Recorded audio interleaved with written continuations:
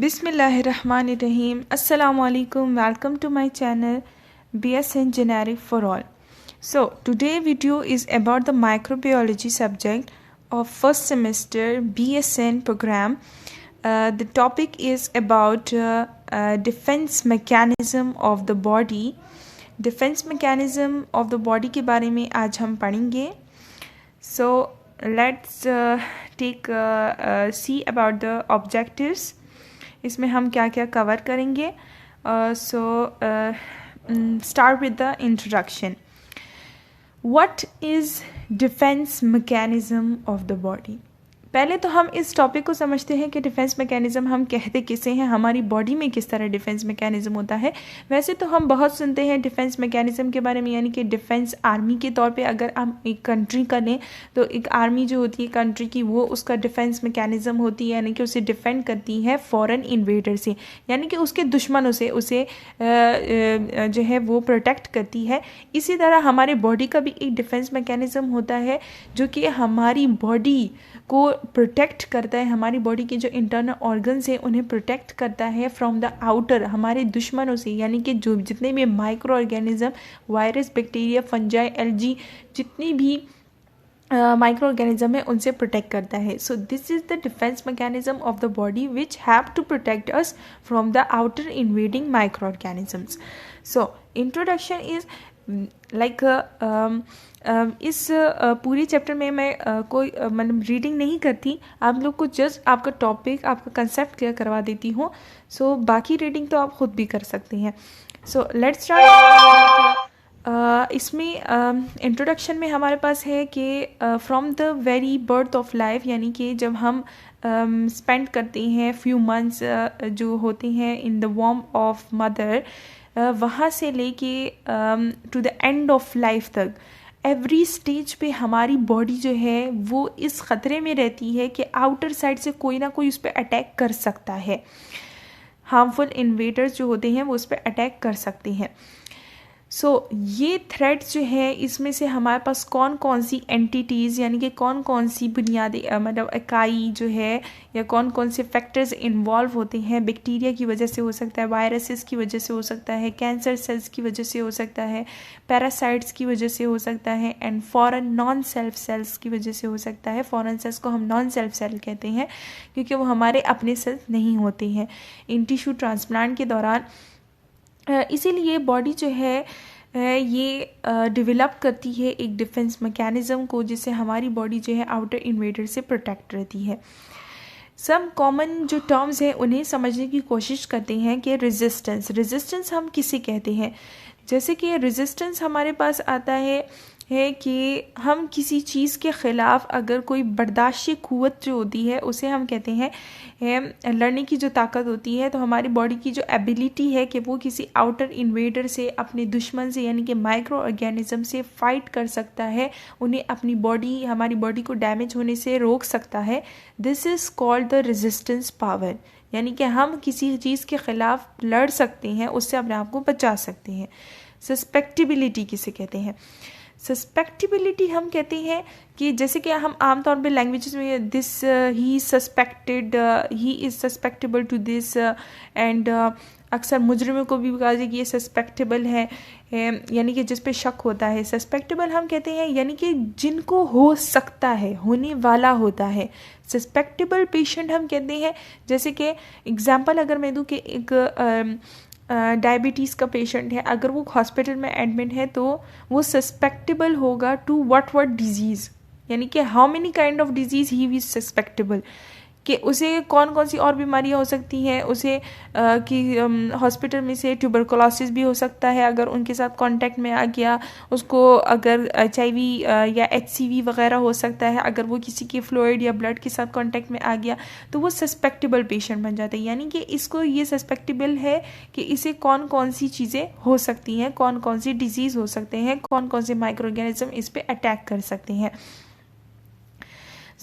यानी कि और इसे हम ले सकते हैं कि अगर हमारी एबिलिटी जो है रेजिस्टेंस की, हम जो है रेजिस्ट नहीं कर पाते किसी आउटर सब्सटेंस, किसी इन्वेडर के against, so is this called susceptible, या फिर लेक ऑफ रेजिस्टेंस को भी हम सस्पेक्टेबिलिटी कहते हैं.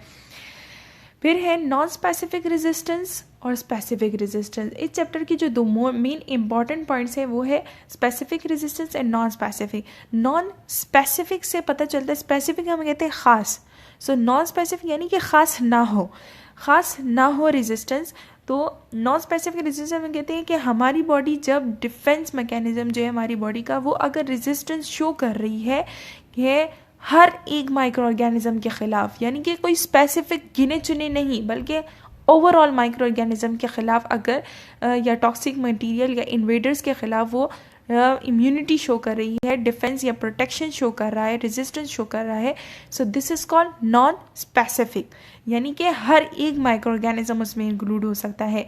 इसमें हमारे नॉन स्पेसिफिक रेजिस्टेंस में हमारी बॉडी के कौन कौन से पार्ट इन्वॉल्व होते हैं? स्किन इन्वॉल्व होती है जो कि हमें प्रोटेक्ट करती है, हमारी पूरी बॉडी जो है वो स्किन से कवर है, ये प्रोटेक्शन है। स्किन जो है बहुत बड़ा प्रोटेक्शन है हमारी बॉडी का। म्यूकस मेम्ब्रेन है, फैगोसाइटोसिस है, म्यूकस मेम्ब्रेन जितनी भी हमारी म्यूकस लेयर्स हैं जो कि वाटरी लेयर्स होती हैं, जिसे हम बलगम कहते हैं, ये प्रोटेक्शन में हेल्प करती हैं। फैगोसाइटोसिस एक्टिविटी जो होती है, मैक्रोफेजेस, न्यूट्रोफिल्स आगे हम पढ़ेंगे। इन्फ्लेमेशन रिस्पांस जो होता है, अगर हमें कहीं पे कुछ कट वगैरह लग गया या कुछ हो गया, इंजरी हो गई, तो वो जगह जो है वो रेड भी हो जाती है, स्वेल हो जाती है और वो वार्म हो जाती है जब हमें चोट वगैरह लगती है जहाँ पे, और उसमें जो है वार्मथ आ जाती है, हीट प्रोड्यूस होती है और रेडनेस आ जाती है और स्वेलिंग हो जाती है। सो ये सिम्टम्स जब जाहिर होते हैं तो इसे हम कहते हैं इन्फ्लेमेशन। सो इन्फ्लेमेशन इस एक अलार्म होता है हमारे डिफेंस मैकेनिज्म को जगाने के लिए। फीवर हो सकता है, यानी कि बॉडी टेम्परेचर राइज हो जाता है, ये भी एक फीवर जो है वो कभी भी डिजीज़ में हम शामिल नहीं करते हैं, क्योंकि फीवर जो है ये हमारी बॉडी को डिफेंस मैकेनिज्म को अलार्म करने के लिए, उसे जगाने के लिए होता है। Production of anti microbial substance, और हमारे बॉडी में बहुत सारे एंटी माइक्रोबियल सब्सटेंसेस प्रोड्यूस होते हैं, जैसे कि एंटीबॉडीज़ वगैरह हो गई, ये सारे ये प्रोड्यूस होती है, हमारे डिफेंस मैकेनिज्म में हेल्प करती हैं। फिर आता है स्पेसिफिक रेजिस्टेंस, यानी कि गिने चुने माइक्रो ऑर्गेनिजम्स के लिए स्पेसिफिक रेजिस्टेंस, यानी कि जब हमारी बॉडी जो है वो एबिलिटी शो करेगी किसी खास माइक्रो ऑर्गेनिज्म के अगेंस्ट रेजिस्टेंस शो करेगी, इसे हम कहते हैं specific resistance. Such as bacteria हो गए, टॉक्सिन हो गए, वायरस हो गए, फॉरेन टिश्यूज़ हो गए। फिर इननेट रेजिस्टेंस क्या है और इम्यूनिटी क्या है? इननेट रेजिस्टेंस हम कहते हैं जो बाय बर्थ हमें रेजिस्टेंस मिली होती है, बाय बर्थ गॉड गिफ्टेड जो रेजिस्टेंस हमारी बॉडी को मिली होती है कि हम किसी फॉरेन इन्वेडर से फाइट ऑफ कर सकती है हमारी बॉडी, तो इसे हम कहते हैं इननेट रेजिस्टेंस। ये इननेट रेजिस्टेंस जो है ये इनहेरिटेड होता है, बाय बर्थ होता है। इननेट रेजिस्टेंस में हम आगे इसका फुल टॉपिक आएगा, वो पूरा पढ़ेंगे, उसमें आ जाएगा कि इननेट रेजिस्टेंस में क्या आती हैं, और फिर जो हम लाइफ टाइम में जो रेजिस्टेंस अडॉप्ट करते हैं उसमें कौन कौन सी चीज़ें आती हैं। इसमें मैं अब थोड़ी सी एग्जांपल समझाने के लिए बता दूं। इननेट रेजिस्टेंस जो है ये हम जैसे कि कहते हैं कि क्लोस्ट्रम फर्स्ट मदर मिल्क जो होता है इस हाईली एंटीबॉडी कंटेन होता है, यानी कि उसमें बहुत ज़्यादा एंटीबॉडीज़ होती हैं। सो ये जो है हमें बाय बर्थ जब हम जैसे ही बर्थ हो जाती है एक चाइल्ड की, तो वो जब क्लोस्ट्रम लेता है तो उसमें एंटीबॉडीज़ डेवलप होने स्टार्ट हो जाती हैं। ये एंटीबॉडी जो है ये लाइफ टाइम तक उसके लिए डिफेंस मैकेनिज्म का रोल प्ले करती है। इम्यूनिटी क्या है? इम्यूनिटी वो एबिलिटी है जिससे हम हमारी बॉडी जो है हमें इन्फेक्शियस डिजीज़ से प्रोटेक्ट करती है। When you are immune to a disease, जब हम हमारे अंदर इम्यूनिटी होगी, हमारी इम्यूनिटी जो है वो एक्टिव होगी, तभी हम किसी डिजीज़ से फाइट ऑफ कर सकते हैं। और इन्फेक्शन, अगर जैसे कि हमें कोई बीमारी हो जाती है यानी कि इन्फ्लू हो जाता है, कोल्ड हो जाता है या फिर टाइफाइड वगैरह हो जाता है, so this is all the disease. अगर हमारे बॉडी में इम्यूनिटी पावर, रेजिस्टेंस पावर ना हो तो हम इस डिजीज़ से कभी भी ठीक ना हो पाते। लेकिन जैसे कि हम देखते हैं हमें कोल्ड हो जाता है, इन्फ्लुएंजा हो जाता है, हम ठीक हो जाते हैं। So this is our body's immunity power, कि उससे हम कम ऑफ कर लेते हैं, वो फाइट करते हैं माइक्रो ऑर्गेनिजम्स के साथ और हम ठीक हो जाते हैं। और एंटीजन क्या है? Antigen any substance that cause the body to make an immune response against the substance. Antigen जो है ये वो सब्सटेंस है जो कि हमारी इम्यूनिटी को जगाता है, यानी कि कोई भी फॉरेन सब्सटेंस जो है, एंटीजन हम असल में कहते हैं फॉरेन सब्सटेंस को। फॉरेन सब्सटेंस जब हमारी बॉडी में एंटर करता है तो ये हमारी इम्यूनिटी को वेकअप करता है। So antigen is helpful in waking up our immunity. Antigen में हमारे पास बहुत सारे सब्सटेंसेस हो सकते हैं, टॉक्सिन्स हो सकते हैं, केमिकल्स हो सकते हैं, डेंजरस बैक्टीरिया हो सकता है, वायरस हो सकते हैं, और बहुत सारे जो आउटसाइड सब्सटेंसेस हैं वो सारे हो सकते हैं। यानी कि अब हम अगर इसे वो करें कि इम्यूनिटी जो है वो एंटीजन की वजह से राइज अप होती है, और एंटीजन जो है ये हमारी इम्यूनिटी को अलार्म करने के लिए हेल्प करता है। फिर आता है antibody. Antibody is a protein produce by the body immune system. Antibody जो है, antibody is full made up of proteins. Protein से बनी होती है, जो कि मैं अपने प्रीवियस लेक्चर पे एंटीबॉडीज़ पे एक पूरा लेक्चर दे चुकी हूँ। डिस्क्रिप्शन में इस वीडियो के मैं वो डाल दूँगी, आप वहाँ पे जाके देख सकते हैं एंटीबॉडी का पूरा लेक्चर। उसमें मैं सारे टॉपिक्स कवर किए हैं एंटीबॉडी के, और जितने भी मेन पॉइंट्स हैं MCQs के हवाले से वो सब भी कवर कर चुकी हूँ। So let's come to the topic. Antibody जो है ये डिटेक्ट करती है एंटीजन को। जब हमारी एंटीजन एंटर होता है बॉडी में, लाइक अगर मैं बताना चाहूँ, this is antigen and this is our body, okay.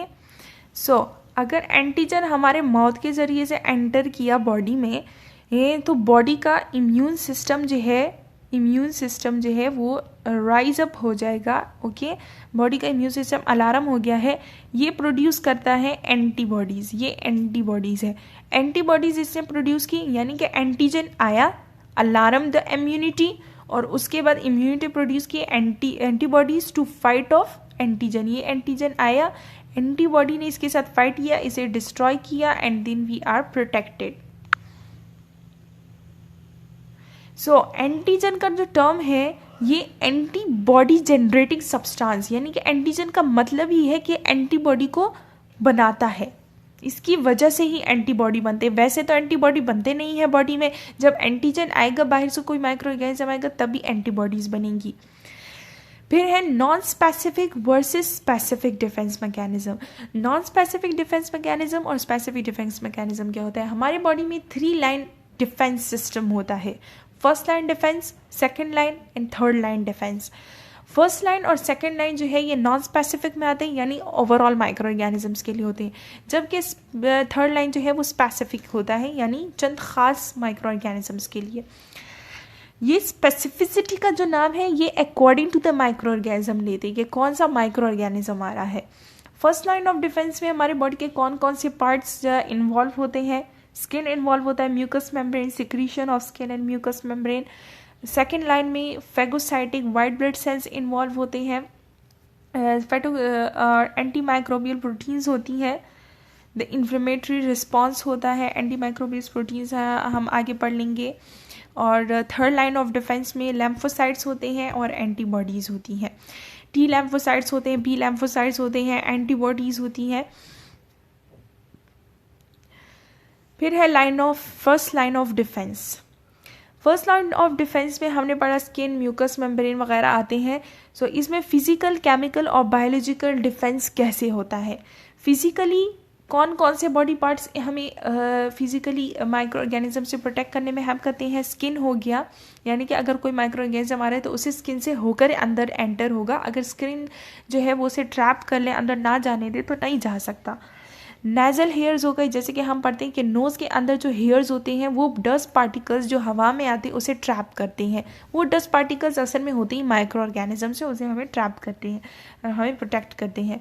I lashes and eyelids, जैसे कि हमने पढ़ा आई लैशेज़ और आईलिड्स जो होती हैं, जैसे कि अगर कोई धूल वगैरह आती है तो हमारी आंखें फ़ौरन बंद हो जाती हैं, तो ये आई लैशेज़ जो होती हैं उन डस्ट पार्टिकल्स को ट्रैप कर लेती हैं और हमें प्रोटेक्शन प्रोवाइड करती है।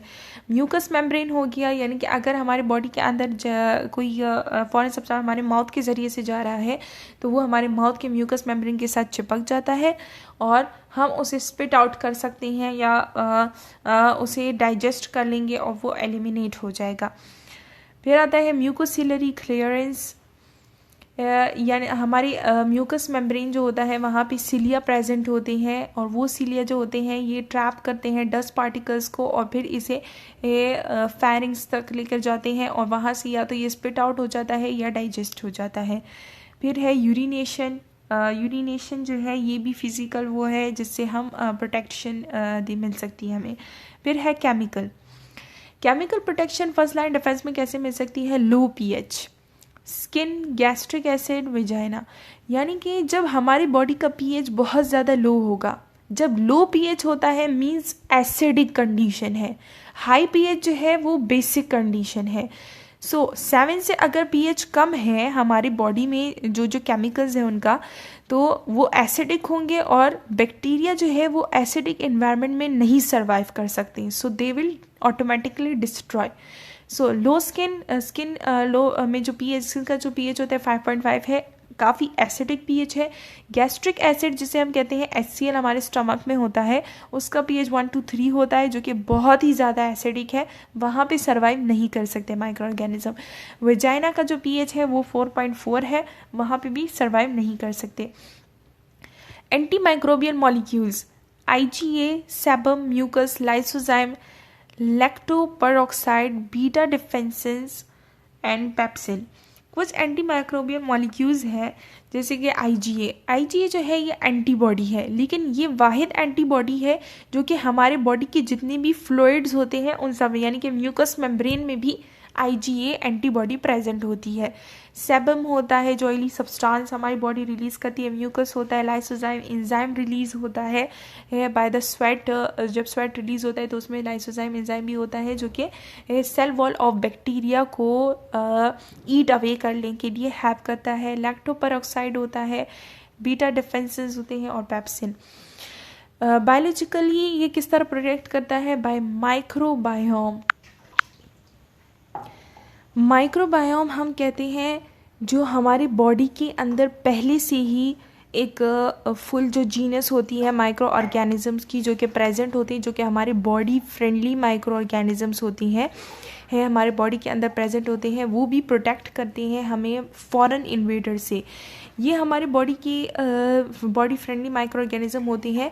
ये किस तरह प्रोटेक्ट करते हैं फॉरेन इन्वेडर से कि पहले से ही ये यानी कि जो साइट ऑफ इन्फेक्शन होता है जहाँ पे फॉरेन इन्वेडर को चाहिए होता है कि वहाँ पे उसे जाना है, वो साइट ऑफ उसका इन्फेक्शन है, वहाँ पे उसे इन्फेक्शन कॉज करना है, पहले से ही वहाँ पे हमारे body friendly micro organism present होती हैं जो कि उसे वो साइट ऑफ इन्फेक्शन तक जाने नहीं देते, उसके साथ फाइट करते हैं उस जगह के लिए।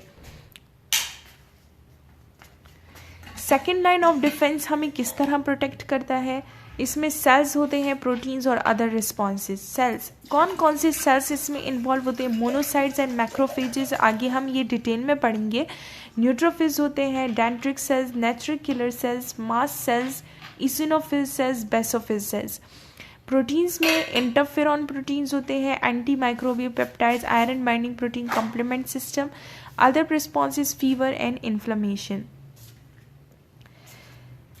फिर है थर्ड लाइन ऑफ डिफेंस में क्या होता है? बी लैम्फोसाइट्स होते हैं। बी लैम्फोसाइट्स जो होते हैं ये बी सेल्स बनाते हैं, बी सेल्स जो होती हैं ये फिर डिवाइड हो जाती हैं दो सेल्स में, प्लाज्मा सेल्स और memory B cells. Plasma cells जो होती हैं या मेमोरी बी सेल्स जो है ये फिर उधर ही रह जाती है, लाइन ऑफ डिफेंस में रह जाता है हमारी मेमोरी के लिए, यानी कि अगर फर्दर बाद में फ्यूचर में कोई वही डिजीज़ वापस आए तो मेमोरी पहले से ही वापस सेव हो और वो जल्दी से जैसी वो आएगी तो उसके साथ फाइट ऑफ करेंगे और प्रोटेक्शन प्रोवाइड करेगी। और फिर प्लाज्मा सेल्स जो है वो प्रोड्यूस करते हैं antibodies. T lymphocytes helper T cells बनाते हैं, साइटोटॉक्सिक टी सेल्स बनाते हैं, एंटीजन प्रेजेंटिंग सेल्स जो होते हैं मैक्रोफेजेस एंड डेंड्रिक सेल्स होती हैं।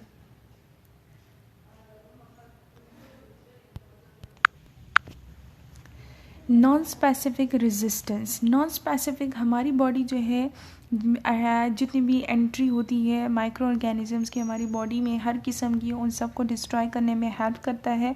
5 मेन हमारे पास डिफेंस मैकेनिज्म्स हैं। Defence at body surface, phagocytosis, natural anti microbial substances से, the inflammatory response, immunological surveillance. ये 5 डिफेंस मैकेनिज्म ऐसे हैं जिससे हमारी बॉडी जो है वो प्रोटेक्टेड रहती है फ्रॉम द आउटसाइड इन्वेडर्स से। फर्स्ट लाइन ऑफ डिफेंस में आता है defence at body surface. Body surface पे जितनी भी डिफेंस होती है वो फर्स्ट लाइन ऑफ डिफेंस में आती है। डिफेंस किस तरह होती है बॉडी सरफेस पे? हेल्थी इंटैक्ट स्किन होगी और म्यूकस मेम्ब्रेन हेल्थी होगा, तो ये फिजिकल बैरियर प्रोवाइड करता है फॉरेन इन्वेडर्स को और हमारी एक्सपोज बॉडी सरफेस को प्रोटेक्ट करता है। सेबम और sweat secreted on to the skin surface contain करता है anti bacteria, anti fungus. Sebum जो कि पसीना होता है, सेबम होता है ऑयली सब्सटेंस रिलीज़ होता है और जो पसीना निकलता है, तो इसमें एंटी बैक्टीरियल और एंटी फंगल सब्सटेंसेस होती हैं जो कि हमारी बॉडी को आउटर इन्वेडर से प्रोटेक्ट करती हैं। इसमें ज़्यादातर जो होता है वो लाइसोजाइम एंजाइम होता है जो कि बैक्टीरिया के सेल वॉल को ईट करने में हेल्प करता है। इपिथेलियल मेम्ब्रेन लाइनिंग, हमारी बॉडी के अंदर की जितनी भी इनर कैविटीज़ है वो सारी लाइन होती हैं बाय इपिथेलियल मेम्ब्रेन, जो कि आपने सुना होगा इपिथेलियल सेल्स होते हैं। एपिथेलियल मेम्ब्रेन बनाते हैं जितनी भी कैविटीज़ होती है हमारे बॉडी के अंदर, इंटरनल ऑर्गन्स होते हैं, उन सब के अंडरलाइन करती हैं उन्हें, और and pass away expose to the external environment, और ये एक्सटर्नल एनवायरनमेंट तक जाती है। एपिथेलियल जो है ये प्रोड्यूस करता है एंटी बैक्टीरियल सिक्रीशन, और ये एसिडिक भी होता है, एंटीबॉडीज़ भी होती हैं इस पर, एंजाइम्स भी होते हैं, और ये स्टिकी म्यूकस भी रिलीज़ करता है ताकि ट्रैप कर सके माइक्रोब्स को। एपिथेलियल सेल्स जो है, मैंने जैसे कि आपको ऊपर कहा कि IgA एंटीबॉडी जो है ये हमारे बॉडी की फ्लूइड्स पे होती है, यानी कि जितनी भी फ्लूइड सिक्रीशंस होती है उस सब में IgA प्रेजेंट हो। Epithelial cells is mucus secreting, यहाँ पे जो सेल्स होते हैं तो इसकी वजह पे भी IgA एंटीबॉडी प्रोड्यूस होती है, जो कि इसलिए हम कहते हैं कि IgA एंटीबॉडी जो है ये हमारी बॉडी के फर्स्ट लाइन डिफेंस में भी आता है और थर्ड लाइन डिफेंस में भी आता है। फिर है हेयर जो होते हैं नोज़ के अंदर, जैसे कि मैंने आपको कहा कि सिलिया होते हैं, हेयर्स होते हैं और म्यूकस होता है, ये बाहर के जितने भी फॉरेन पार्टिकल्स आते हैं इनहेल्ड होने के लिए तो उसे ट्रैप कर लेते हैं, तो या तो उसे कफ्ड अप कर लेते हैं यानी कि वो आ जाता है कफ में बाहर, या फिर स्वालो हो जाता है, स्टमक में चला जाता है। और फिर आता है कि यूरिनरी ब्लैडर किस तरह वो होता है कि 1 वे फ्लो जो होता है यूरिन का, यूरिन जाहिर बात है हम सबको पता है कि यूरिन जो है ये जितनी भी एलिमिनेटेड वेस्ट मटेरियल्स होते हैं, वेस्ट मटेरियल्स में माइक्रो ऑर्गेनिज्म टॉक्सिक सब्सटेंस आते हैं, ये सारे यूरिन के ज़रिए से एलिमिनेट होते हैं बाहर। तो ये एक अच्छा वो है कि यूरिनरी ब्लैडर जो है ये एक ही फ्लो में यूरिन फ्लो करता है, यानी कि ज़्यादा देर तक ये स्टोर भी नहीं हो सकता और ना ही दूसरे बॉडी के उसमें ये ट्रैवल करता है, बल्कि एक ही फ्लो होता है ब्लैडर से यूरेथ्रा में, यूरेथ्रा से पहले यूरिनरी ब्लैडर में होता है, फिर यूरेथ्रा में जाता है एंड देन एलिमिनेट होता है। इन द फीमेल में वेजाइना जो है उसका pH काफ़ी एसिडिक होता है, जिसकी वजह से भी माइक्रोबियल ग्रोथ जो है वो वहाँ पे नहीं हो सकती। नॉन स्पेसिफिक रेजिस्टेंस में जो second line of defence start होता है, सेकेंड लाइन ऑफ डिफेंस में फिर फैगोसाइटोसिस एक्टिविटी होती है। फैगोसाइटोसिस हम कहते हैं सेल्स को ईट करने का जो प्रोसेस होता है, इसे हम फैगोसाइटोसिस कहते हैं। फैगोसाइटोसिस के जो सेल्स होते हैं 2 तरह के होते हैं, मैक्रोफेजेस एंड न्यूट्रोफिल। अब इसका जो प्रोसेस है वो मैं आपको बताती हूँ कि ये किस तरह का काम करते हैं। सबसे पहले जब हमारे बॉडी के अंदर अगर कोई फॉरेन पार्टिकल आता है तो एक्टिवेट होते हैं न्यूट्रोफिल सेल्स। न्यूट्रोफिल जो होता है ये ब्लड के अंदर होती हैं। ये न्यूट्रोफिल सेल्स जो होते हैं ये बहुत ही ज़्यादा लार्ज अमाउंट में होते हैं, हाई अमाउंट में होते हैं, और बहुत ही ज़्यादा स्मॉल सेल्स होती हैं। न्यूट्रोफिल जो है ये रिलीज़ करते हैं लाइसोजाइम, ताकि ये बैक्टीरिया की सेल वॉल जो है, सेल मेम्ब्रेन जो है उसके अंदर होल्स बना सके, और ये हमारे बॉडी की नॉन स्पेसिफिक फैगोसाइटोसिस एक्टिविटी करती है। अब न्यूट्रोफिल जो है ये अगर जैसे कि मैं आपको डायग्राम के ज़रिए से समझाऊं कि ये हमारे पास न्यूट्रोफिल सेल्स हैं स्मॉल, ये हमारे ब्लड के अंदर प्रेजेंट है। कोई फॉरेन एंटीजन आया, ये हमारे बॉडी पे आके स्टक हो गया है, डिजीज़ कॉज कर रहा है, तो इन्फ्लेमेशन कॉज होगी सबसे पहले कि इन्फ्लेमेशन होगी, यानी कि रेडनेस, स्वेलिंग सब हो जाएगा, हमारे बॉडी एक्टिव हो जाएगी कि यहाँ पे कुछ ना कुछ हुआ है, इन्फेक्शन कॉज हुआ है, तो इसके लिए कोई डिफेंस प्रोवाइड किया जाए। सबसे पहले जो है बॉडी कौन सा डिफेंस प्रोवाइड करती है? न्यूट्रोफिल्स के ज़रिए से, क्योंकि न्यूट्रोफिल्स जो होते हैं हमारी बॉडी में काफ़ी हाई अमाउंट में होते हैं। ये एमसीक्यूज़ में आ सकता है कि कौन से सेल्स ज़्यादा अमाउंट में होते हैं, तो न्यूट्रोफिल्स होते हैं, और बहुत स्मॉलर होते हैं, तो ये आसानी से ब्लड के ज़रिए से इस साइड पे चले जाते हैं, इसके साथ फाइट करने की कोशिश करते हैं। अगर इसने फाइट कर लिया तो ये इसे पीसेस में डिवाइड कर लेगी और बस ये एलिमिनेट हो जाएगा बॉडी से। ये पीसेस में इसे डिवाइड कर लेगी और ये एलिमिनेट हो गया बॉडी से। लेकिन अगर ऐसा ना हुआ तो फिर क्या होगा? तो जब अगर ये इसके पास इतनी कैपेबिलिटी नहीं है कि ये इस एंटीजन के साथ फाइट कर सके, एंटीजन बहुत ज़्यादा स्ट्रॉन्ग है, तो अब ये न्यूट्रोफिल क्या करेंगे? ये मोनोसाइट्स को एक्टिवेट करते हैं, यानी कि मोनोसाइट को मैसेज पहुंचाते हैं, ब्रेन तक मैसेज पहुंचता है कि ये इससे काम नहीं हो रहा है। ब्रेन क्या करती है? मोनोसाइट्स को बोलती है, मैसेज देती है कि अब आप जाओ वहाँ पे और ट्राई करो कि ये इन्वेडर जो है इसे आप ख़त्म कर सकते हो कि नहीं। फिर मोनोसाइट्स जो होते हैं ये भी हमारे ब्लड के अंदर प्रेजेंट होते हैं, स्मॉल सेल्स होते हैं।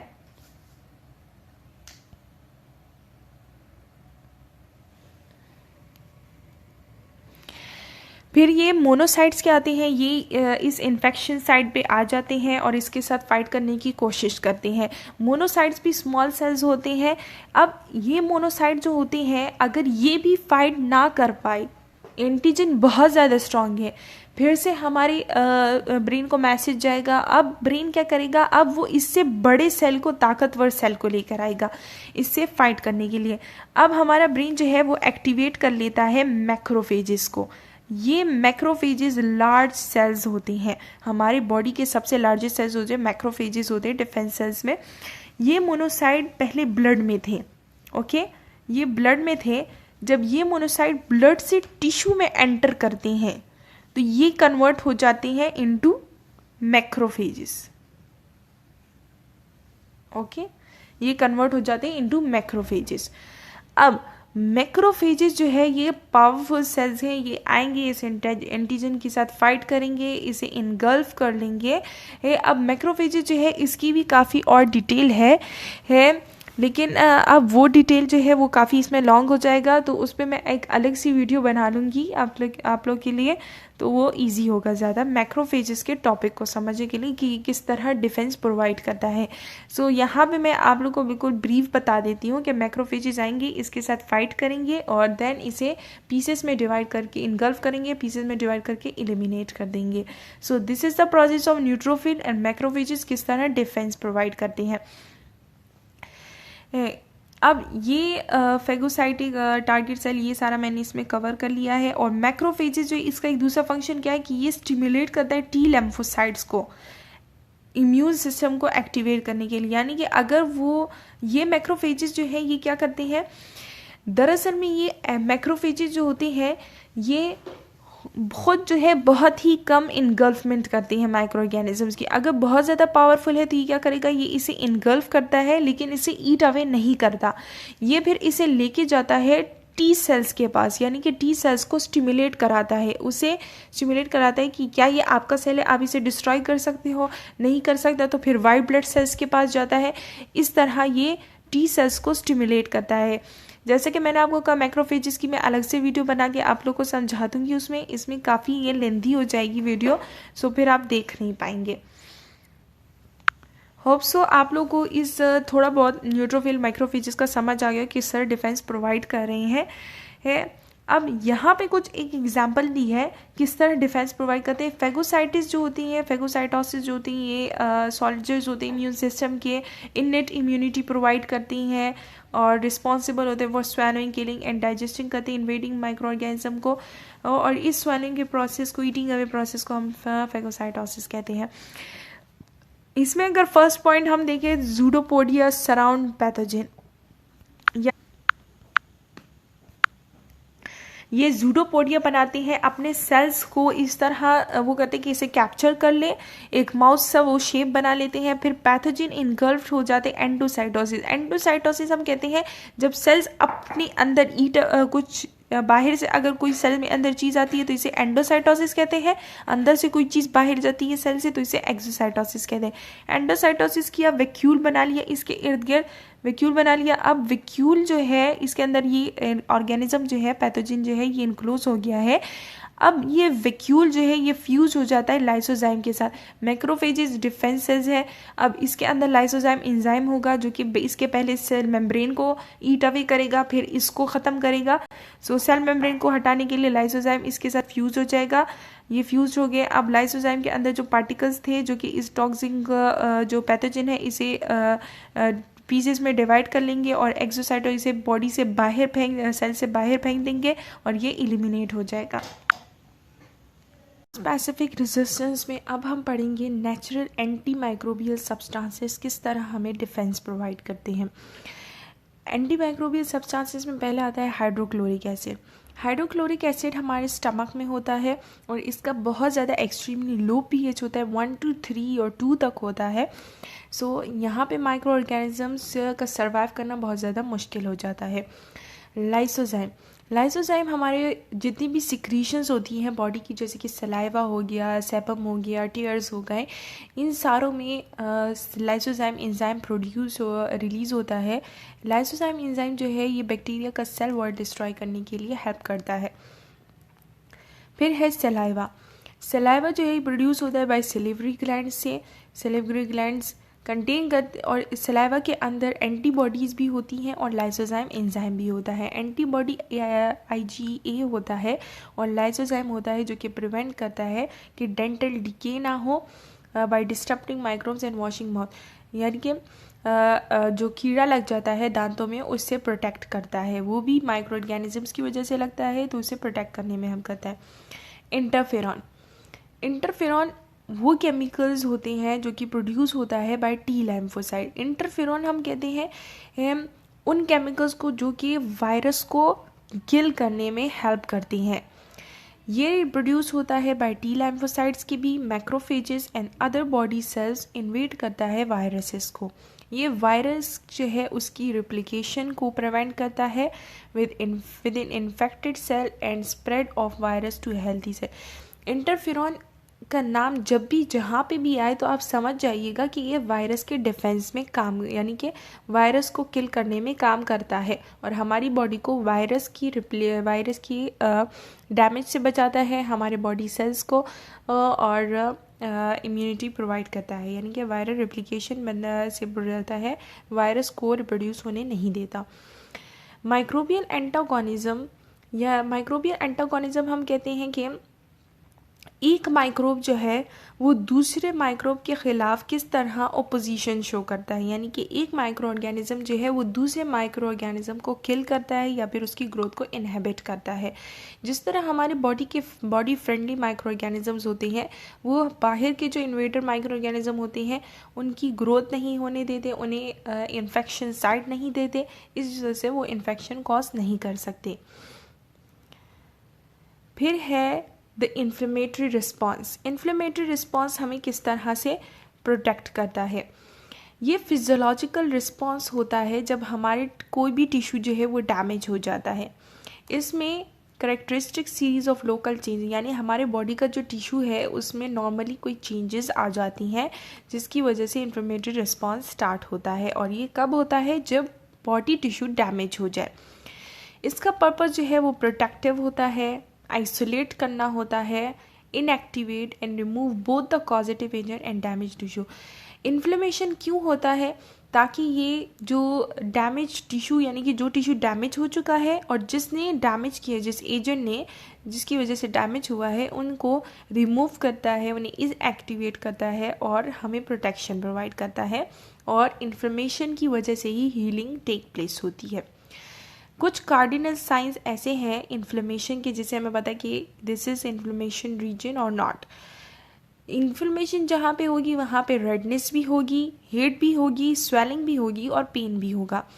यानी कि जब हमें चोट लगती है, कोई इंजरी होती है, या फिर अब आप कंसिडर करने कि अगर हमें छुरी से जब कट लग जाता है तो फ़ौरन से वो हर जगह रेड भी हो जाती है, वो वार्मथ भी हो जाती है, स्वेलिंग भी हो जाती है और पेन भी स्टार्ट हो जाता है। ये कार्डिनल साइन जो है ये इन्फ्लेमेशन के हैं। Inflammatory condition are recognised by their Latin suffix it is. Inflammatory condition जो है वे हम इसका जो सफिक्स है उससे हमें पता चलता है, यानी कि जिस वर्ड के साथ भी ये सफिक्स आ जाए उसका मतलब होता है कि इन्फ्लेमेशन, ITIS इट इज़। जैसे कि अपेंडिसाइटिस यानी कि अपेंडिक्स की इन्फ्लेमेशन हो रही है, एंड लैरेंजिसाइटिस यानी कि लैरिंग्स की इन्फ्लेमेशन हो रही है, जैसे कि स्टोमेटोस्टाइटिस जैसे कि स्टमक की इन्फ्लेमेशन हो रही है, गैस्ट्रोसाइटिस गैस्ट्रिक इंटेस्टाइन की जो इन्फ्लेमेशन हो रही है। ये सारे आइटिस जो हैं ये इन्फ्लेमेशन के हैं, यानी कि जिस डिजीज़ के साथ भी ITIS आता है तो उसे हम कहते हैं इन्फ्लेमेशन। जैसे कि हेपेटाइटिस जो है इसे हम कहते हैं inflammation of liver, so is a inflammatory disease। फिर है इम्यूनोलॉजिकल सर्विलियंस हम कहते हैं, यानी कि जो इम्यून सेल्स हैं वो सर्विलियंस करते हैं, यानी कि पूरी बॉडी में घूमते हैं और फाइंड आउट करते हैं कि कहीं पे कोई इन्फेक्शन, कोई फॉरेन एंटीजन तो नहीं आया है, तो उसे किल करते हैं, यानी कि सर्चिंग करते हैं। अ पॉपुलेशन ऑफ लाइम्फोसाइट जो होती है, जैसे कि नेचुरल किलर सेल्स जो होते हैं, नेचुरल किलर सेल्स जो है ये WBC जो वाइट ब्लड सेल्स होती हैं उनकी ए ग्रेनुलोसाइट टाइप में आती है। ये सेल्स जो होती हैं ये कॉन्स्टेंटली हमारे बॉडी में घूम रहे होते हैं, सर्च कर रहे होते हैं एबनॉर्मल सेल्स के लिए। वो सेल्स जो कि इन्फेक्टेड होते हैं वायरस से, या फिर म्यूटेटेड सेल्स होते हैं, या फिर मेलिग्नेंट सेल्स होते हैं जो हार्मफुल सेल्स होते हैं, frequently display unusual marker on the cell membrane which are recognise. तो वो सेल्स जो होते हैं जो कि इन्फेक्टेड होते हैं, डेंजरस होते हैं और हार्मफुल होते हैं हमारे बॉडी के अंदर, उनकी सेल मेम्ब्रेन पे एक मार्कर सा होता है जिससे पता चलता है कि ये एबनॉर्मल है। सो नेचुरल किलर सेल्स जो होते हैं ये इसे फाइंड आउट करते हैं और इन्हें किल करते हैं। नेचुरल किलर यानी कि नेचुरली ये किलर करते हैं सर्च करके। Having detected an abnormal cell, the natural killer cell immediately and kill। ये abnormal cell को डिटेक्ट करता है और immediately इसे किल कर लेता है। आज का टॉपिक इतना ही था, जिसमें हमने डिस्कस किया non specific defence mechanism, first and second line, third line defence mechanism next video में डिस्कस करेंगे, because this video will be go too long. So आपकी आसानी के लिए मैं अगले उसमें कर लूँगी, और उसके बारे में काफ़ी और अदर पॉइंट्स हैं MCQs के हवाले से, वो भी कवर अप हो जाएंगे। ये चैप्टर जो है डिफेंस मैकेनिज्म बहुत ज़्यादा इम्पॉर्टेंट है एग्ज़ाम्स के लिए। सो इसे बिल्कुल गौर से पढ़िएगा और इसके अंदर जितने भी MCQs वगैरह हैं उन सब को भी कवर कीजिएगा। MCQs ज़्यादातर जो हैं वो आ जाते हैं कि मतलब मैक्रोफेजेस जो हैं वो कौन सा डिफेंस लाइन में आता है और कौन सी प्रोटेक्शन देता है, नॉन स्पेसिफिक है, स्पेसिफिक है, ये सरसरी MCQs सारे आ सकते हैं। So hope so this video will be very useful for you. If you like the video, please subscribe my channel and share the link with your all friends group. Thank you. Allah Hafiz.